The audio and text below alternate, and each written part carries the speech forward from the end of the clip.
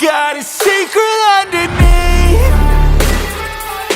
Yeah, she's this naughty little freak. She likes to put on a show. She likes when it takes control.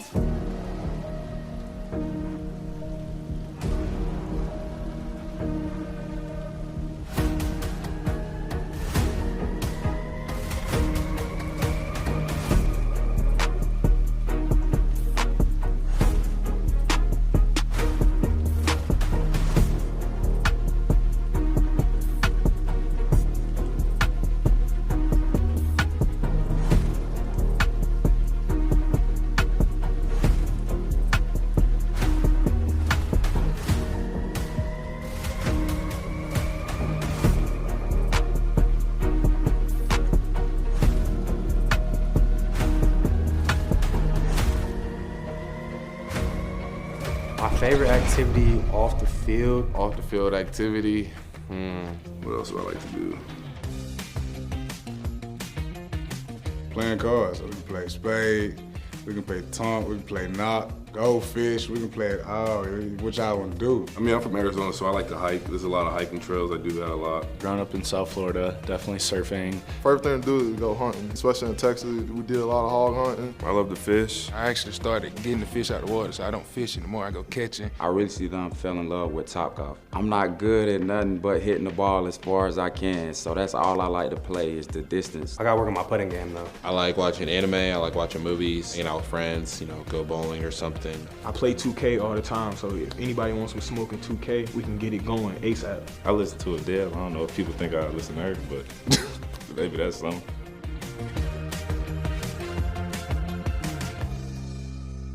Now I figured out the NFL is, everyone makes plays. They get paid just how I get paid. So, it's just, who's gonna go out there and want it more. And I feel like, when I line up against receivers, I feel like that I'm better than who I line across, no matter who it is. As you go into year two, where do you feel like you can make better strides and jumps in? What areas? Yeah, obviously my thing last year was I was light. I was going out there tangling with bigger receivers at 183. So I feel like me putting on the weight, being more physical. Like I've always just was a physical player, but now I feel like adding the weight can really match the aggression that I really want to play with. So just that, and I feel like once I really display that, and with all the recognition of the game and everything else that I'm trying to do as well, it's all gonna come together. How much weight did you put on, and what did you focus on just trying to build? Yeah, so I was like, at the end of the season, I was like 184, I'm 202 pounds now. But the thing about that was I didn't want to be a heavy 202. I wanted to, still be able to run, still be able to be, feel like how I did at 183 still, just with more, physical power and strength. So, I hit the weights, I ate right, and just focused on that. And it's just, it's what I came out to be. Was it easy for you to put that weight on, or what was the hardest part? Was it taking in more calories than you ever have in your life, or was it a challenge, a chore? What was it? Nah, I mean, honestly, I'm a natural strainer, so I'm going to go out there no matter what it is. Like, I put my mind to it, I'm going to do it. So I'm never going to say something's hard, If you can put your mind to it, You just really block out all the nonsense, like, you'll be fine. So, like, with me, it was just eating right. It really wasn't eating, like, adding too many calories, just eating the right stuff so that it, just was right with my body and stuff like that. So, yeah. When you see a guy like Eric, who's been through so many injuries, have a day like he had in camp today, how does it feel as a fellow corner to see Eric do that? I was happy for him, honestly. I know that he's been through some ups and downs and stuff like that. So just going out here and how he makes plays and stuff like that, like I said, it's also motivating. So you also feed off of it. Carrington, obviously you got so many starts last year because Eric was sidelined with those injuries. Now, with him being back now in camp, what is it like, though, having to try to, show them, hey, like, I'm out here too, and what is that kind of balance like? I know you guys are friends, but sort of balance, just trying to get those reps. It's no different. Like, we go out there and compete. Football is about competing at the end of the day. So, like I said, I'm going to go out there and just be myself. No matter what role I'm in, no matter what happens, I'm just going to be myself. So, you know what I mean? I love Eric to death. You know, we're really close. So like I said, whatever happens. I'm not really tripping about it, honestly. I'm gonna be who I am. I'm a competitor. No matter what it was, it's always we make each other better. So that's the point of football. Back out there. Actually, it felt pretty great. I tried to get out there during some team periods, but you know I had to follow precautions. So, just making my way back in. Have you ever seen so many people excited about individual drills? No doubt about it. I mean, it was very exciting. So, no doubt. Just to see the fans and stuff out there, you know, it's always exciting. You know, especially when you starting to get guys back and stuff. So, we starting to roll into camp a little bit, getting to see everybody back out there. So it's always good. How's the toe? It's good. It's attached.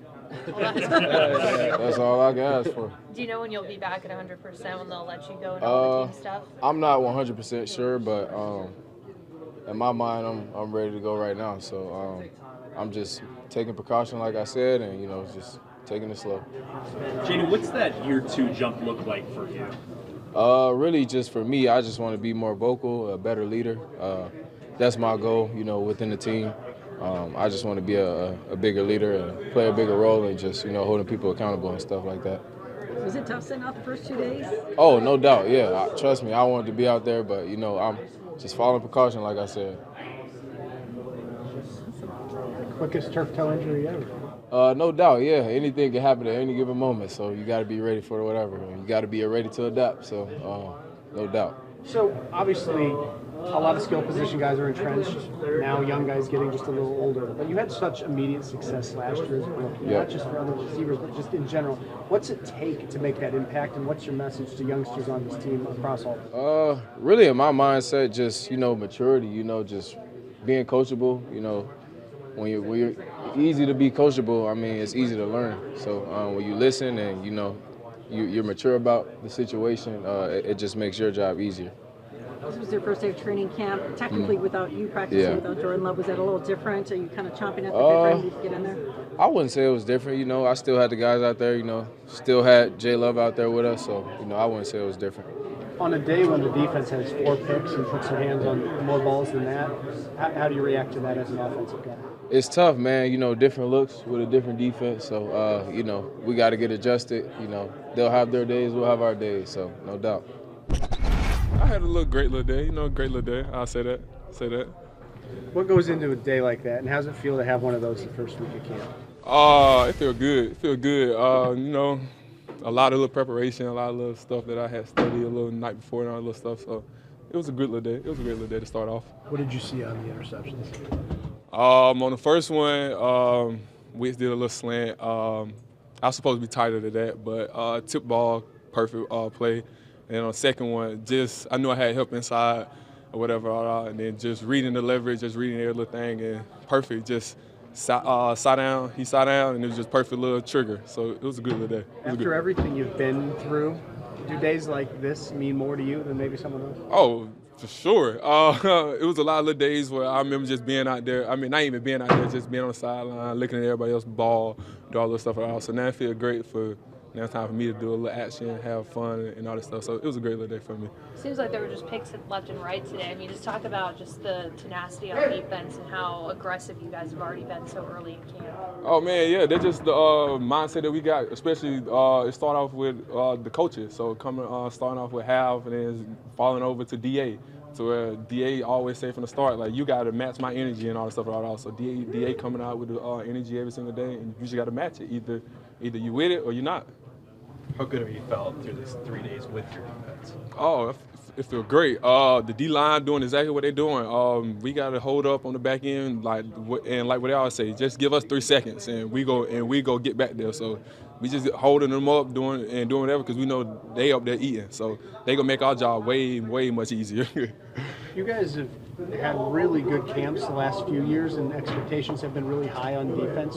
What do you need to do to make sure that the early camp success you have against your own teammates transitions into immediate success week one when it starts for real? Oh man, just keep getting 1% better. Like that's what this whole defense about. Like for each and everybody, for everybody out there, to where we know for a fact like we got a goal at the end, and it's a Super Bowl. To be a Super Bowl defense, we want to be remembered as one of the best defenses out here.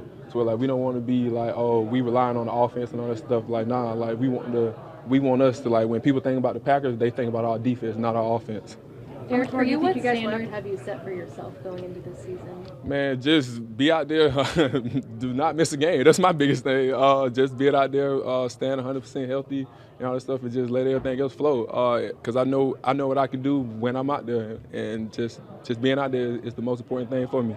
Being out there, have you felt like, I know you obviously went to Madison and did the test and everything, do you feel like with everything recently, do you feel like you have a better grasp just kind of on what you've been doing to try to prevent yourself from getting hurt? Oh yeah, like it was a whole lot of stuff that went into this offseason, a whole bunch of little training, a whole different little things that I had to adjust and learn.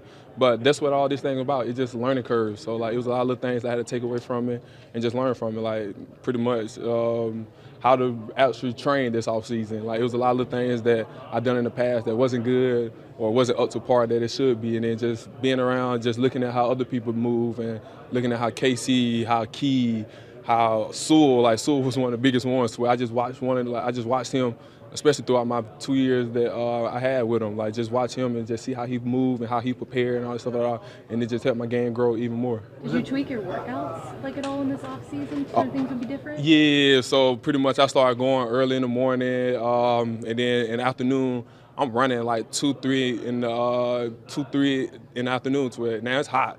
It's like 90 something down there in Atlanta, Georgia, and I'm down there sweating, going through it. So it's just like a lot of little things I had to readjust, just get my body back better.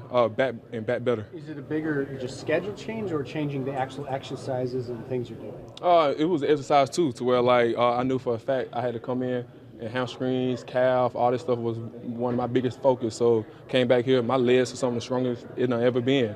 All this stuff. So it was just a great little off season that I done had. Eric, you obviously had a good day, but on that pass interference, we see DBs commit PI on the underthrown deep ball all the time. What's the key for you to stay clean on that? Man, I got to turn my head back on that. I seen it. I just didn't know how fast that ball was gonna drop or whatever. But the quickest thing when I got connected to him, I was easy could have just turned and looked for the ball. But like that's on me.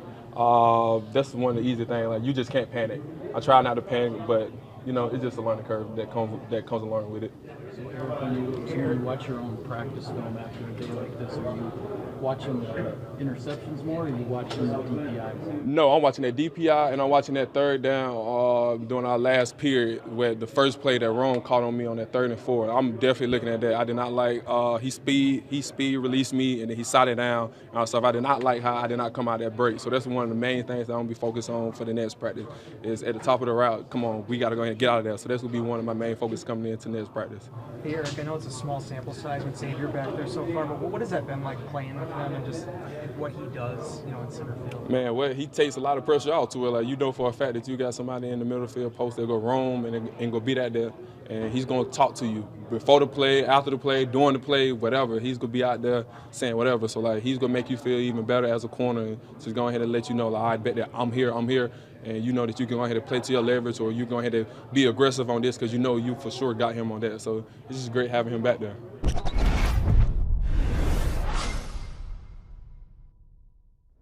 Hey everybody, it's 3 guys with 3 things from practice number 3. Isn't that amazing? Unbelievable. At any rate, Mike, what do you got? Well, Eric Stokes, the Packers cornerback, was right in the middle of a lot of action today. He ended up with a couple of interceptions. One was off a deflection. He also broke up a deep ball. Also got called for a defensive pass interference on a deep ball. My point is, for a guy who has missed basically the last season and a half because of injuries and has taken a really long road back to get to where he is, this is the kind of day that can go a long way for him when you're right in the middle of everything for a lot of snaps. Wes? Larry, for me, it's Grant DuBose. This is a young man that last year had a little bit of an injury issue in training camp, really missed most of those practices. he's made the most of them. Even going back to the spring, this is a guy who's been very consistent. And while the day once again did belong to the defense, Dubose had a couple nice passes, nice receptions. Nothing extraordinary downfield, but just the kind of Romeo Doubs type plays you just expect from the receiver position. When the offense was clicking today, Grant Dubose was on several of those receiving ends of it. A couple of things stood out to me. Number one was defensive pass interceptions. You talked about 2 by Eric Stokes. Evan Williams also had one. Anthony Johnson also had one. So the defense keeps rising to the occasion. Yeah, no doubt. And as I was watching it, I think this is the year we quit talking about defensive potential. How many first-round draft choices? And I think in the NFL, potential is interesting, performance is everything. I think this year we're going to be bragging on the defensive performance, and we saw some of that out here today. And that is 3 guys with 3 things. See you next time. Drive a little danger, they both crave when they